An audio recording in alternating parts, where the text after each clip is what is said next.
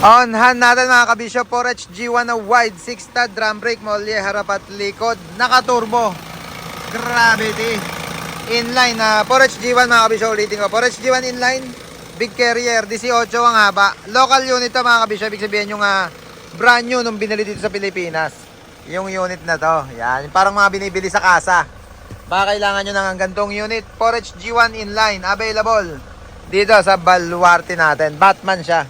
Tinanggal lang muna yung grills at pininturahan. Bumper, kakabit din natin yan, pati yung signal light. Yan, Batman Turbo na NQR. Ibig sabihin ito yung malapad yung differential niya. Straight chassis siya. Kung ano yung lapad dito sa chassis sa harap, hanggang dulo.